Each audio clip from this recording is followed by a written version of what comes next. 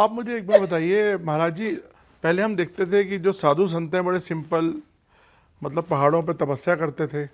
अब आपको हम देखते हैं आप प्राइवेट जेट में घूमते हैं, बड़ी बड़ी शादियों में जाते हैं। अंबानी की शादी में शायद आपको हमने देखा। बिल्कुल गए। तो ये शिफ्ट क्यों हो रहा है?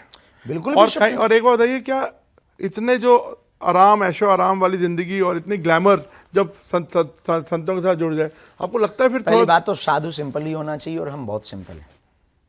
दूसरी बात, रही बात चार्टर्ड की, तो वो आपकी श्रद्धा है कि आप हमें चार्टर्ड पे लेके आए। आप बैलगाड़ी पे लेके आएंगे तो हम मना नहीं करेंगे। गए आप कभी बैलगाड़ी में कहीं? बिल्कुल गए हैं। और आपको हम कह दें कि एएनआई को हम एक वीडियो का विजुअल भेजना चाहते हैं कि जलगांव में जब हमारी कथा हुई है, वो कथा में जब पूरे में पानी भर गया है तो बैलगाड़ी से चल के गए, उसका वीडियो नेट पर डला हुआ है और कृपा करके वो जरूर देख लें। और हम पैदल भी चलते हैं, 160 किलोमीटर पैदल भी चले। पिछली पदयात्रा बागेश्वर धाम से ओरछा तक की हमने पैदल की, तो हम पैदल भी चलते हैं, हम बैलगाड़ी पे भी चलते हैं, और हाँ, हम गाड़ी पे भी चलते हैं, और चेला बढ़िया मिल जाए तो चार्टर्ड पे भी चलते हैं। अब आपकी श्रद्धा है, आप बड़ी वाली हवाई जहाज़ भेजो तो हम उस पर भी आएंगे। दूसरी बात, हम आराम के लिए साधु नहीं बने, हम स्वादु नहीं हैं, साधु हैं पक्के वाले। दूसरी बात, चमक धमक में आना या आपसे संवाद करना या कपड़े पहनना, ये चमक धमक, ये ऐशो आराम नहीं कहलाता है। कई बार माया में फंसे हुए व्यक्ति को समझाने के लिए माया के अंदर घुस करके उसको समझाना पड़ता है।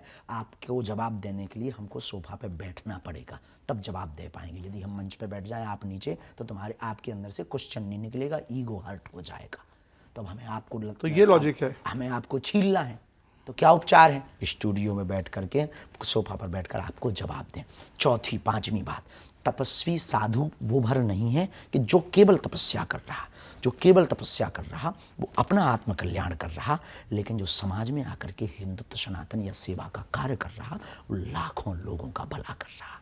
तो जीवन में दो रास्ते हैं, स्वांतः सुखाय, खुद का आनंद, और दूसरा अपने साथ साथ दूसरों को आनंद देना। हम उस रास्ते पर, लोगों ने हमारी चमक देखी है, लोगों ने हमारा चलना देखा है, संघर्ष नहीं देखा। कितनी रातें हम सोते नहीं हैं, ये दिखाई नहीं पड़ता। कितने दिनों तक भोजन नहीं कर पाए, ये किसी ने नहीं देखा।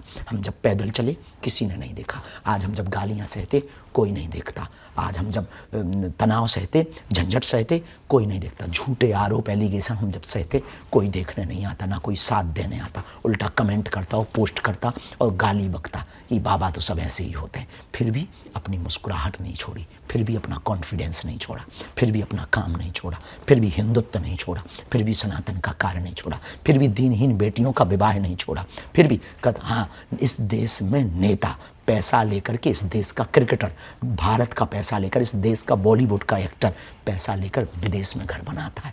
हम कथा करके जो मिलता है वो अस्पताल बनाते हैं, उनसे तो बेहतर है।